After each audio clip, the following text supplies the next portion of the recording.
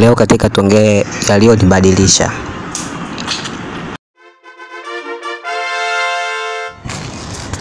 Habari. Unajua katika maisha tumekuwa ni watu ambao labda tunaonekana ni watu wa chini sana. Tunajidharau kutokana na mazingira tunayoyaishi. Tunajidharau kulingana na watu wanaotuzunguka, kuona wao wana vitu ambavyo si hatuna. Tunajidharau kwa sababu labda wewe ni mtoto ulishindwa kufaulu darasa la 7. Tunajidharau labda kwa sababu ya labda familia haina kipato cha kutosha kukimu mahitaji yetu. Tunajidharau na tunajichukulia kawaida kwa sababu ya vitu mbalimbali ambavyo kila akili ya mmoja inaweza ikawa ni shahidi. Baada ya kusema hivi kick on point kwamba ya mimi huwa najidharau kwa sababu ya kitu fulani. So this is a voice note for you. Kwa nini nasema ni voice note kwa ajili yako? Unajua siseme haya kwa sababu nimefanikiwa katika maisha, hapana. Ila nayasema haya ili ndugu zangu, marafiki zangu, jamaa zangu, hata wale wote ambao mtaipata hii voice note na hii video, mpate kujifunza na mpate kujua ya kwamba tusijidharau, tusijichukulie kawaida, tusijione kwamba ni watu ambao hatufai,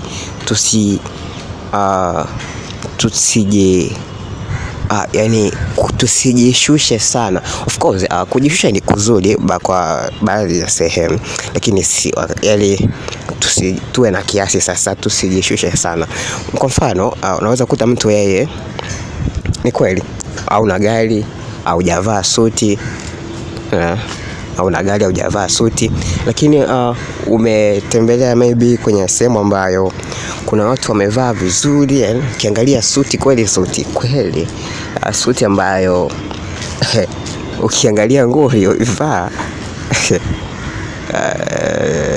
ni maajabu kidogo. Unaweza kusema kwa kweli mimi ni maskini. Sasa unakuta mtu anatoka out of the mode, unakuta mtu ana get discouraged. Of course ni kweli, ni nature ya akili yetu, ni nature ya ubongo wetu kufanya kutoa tathmini ya kile ambacho umekiona. Lakini sasa nataka nikwambie kitu kimoja. Mimi kabla ya hii voice note au unaweza kusema kipindi cha nyuma kidogo,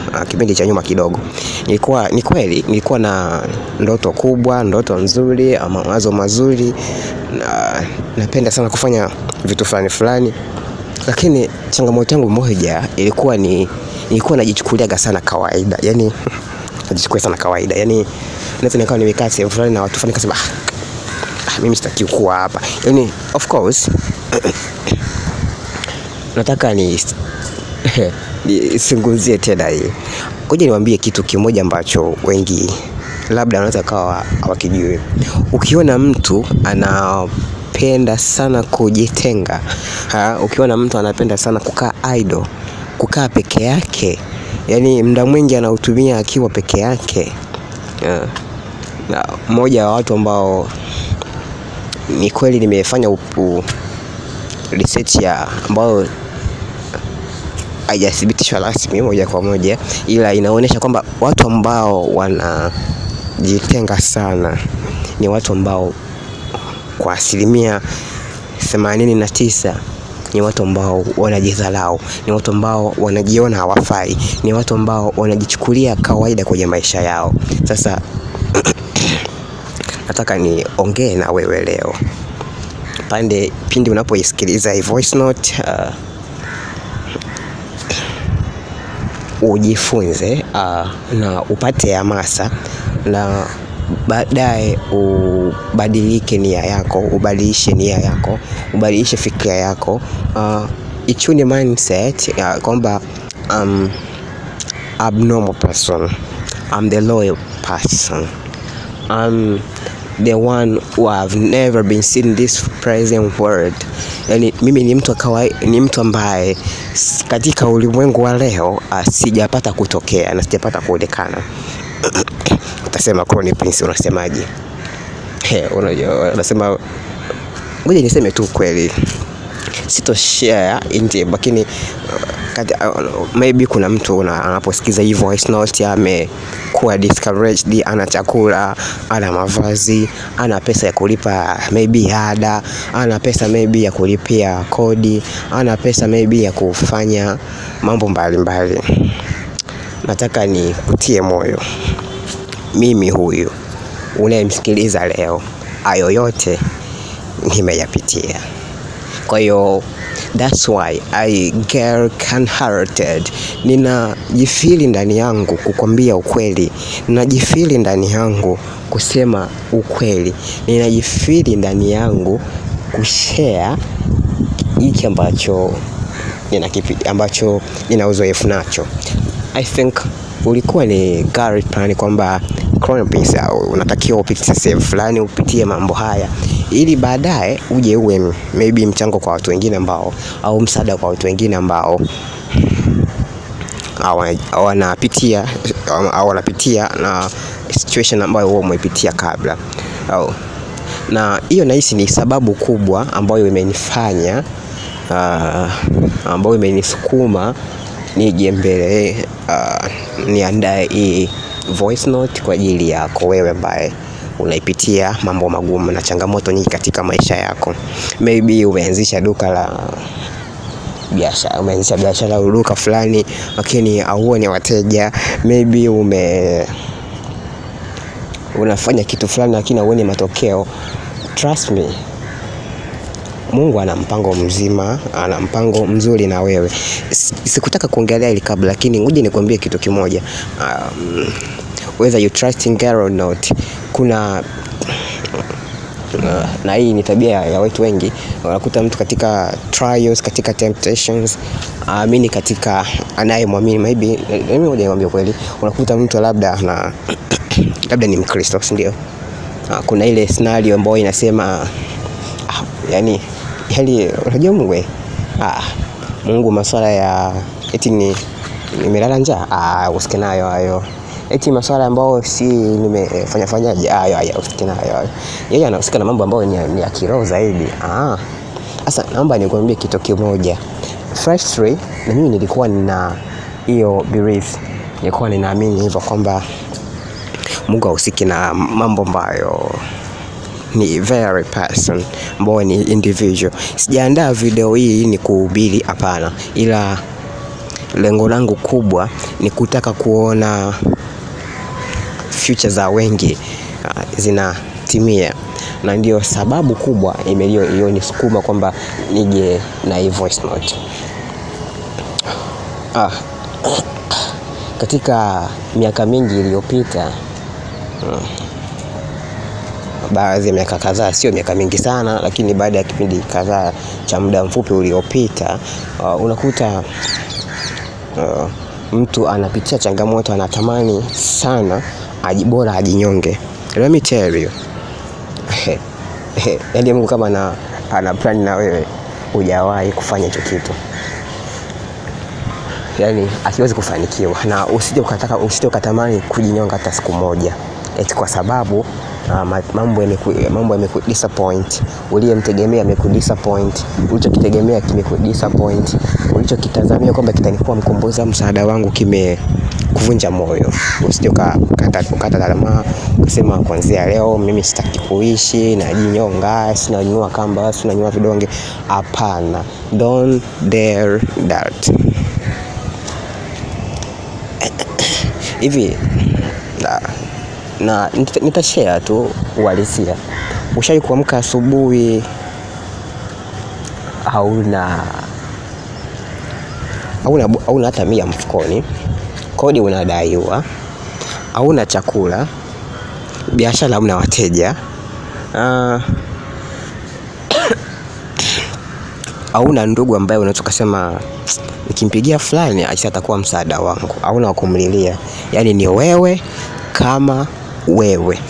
Sasa hiyo situation ukifikia, ndio unakuta watu wanasema mimi kuanzia leo Mungu hayupo, kuanzia leo mimi nini.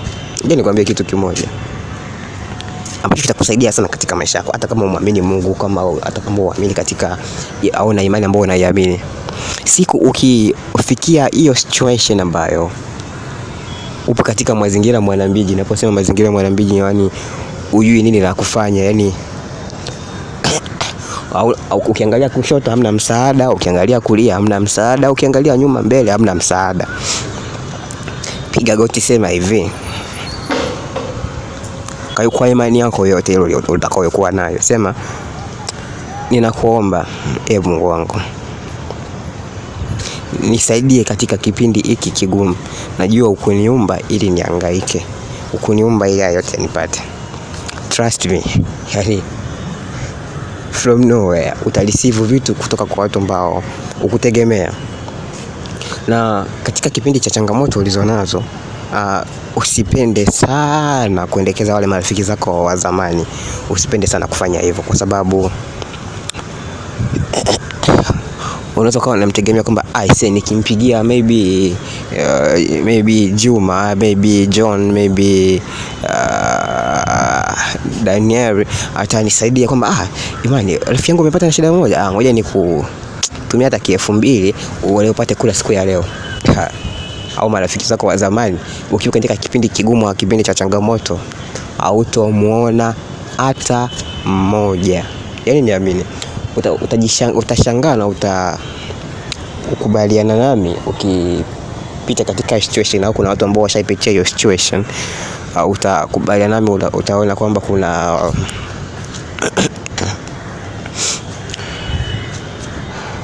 watu ambao walifia hiyo situation, marafiki zao wa karibu wa kuonekana, ukiwapigia simu zako hawashiki, kumtumia SMS WhatsApp anakublutiki, ukimtumia SMS ya kawaida inablutiki, hajibu chochote.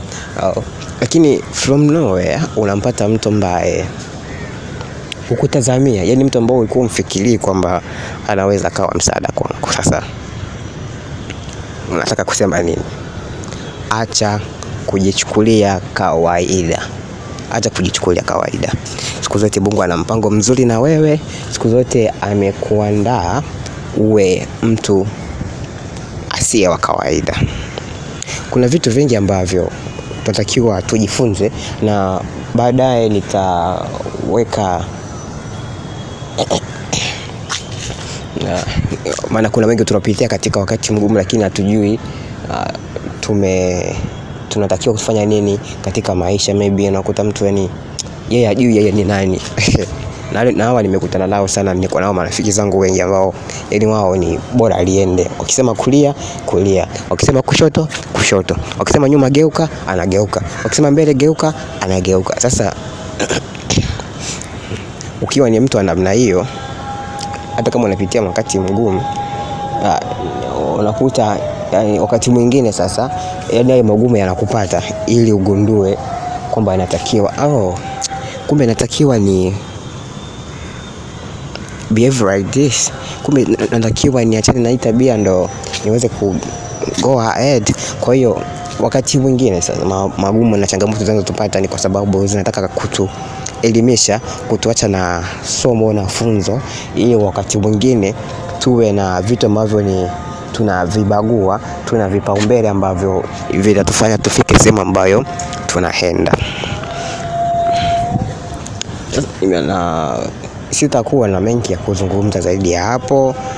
Natumai utakapokuta hii video na audio itakuwa nzuri kwa ajili yako, na natumai utajifunza mengi, itakusaidia, itakutia moyo, na mwisho wa siku itakupushe uweze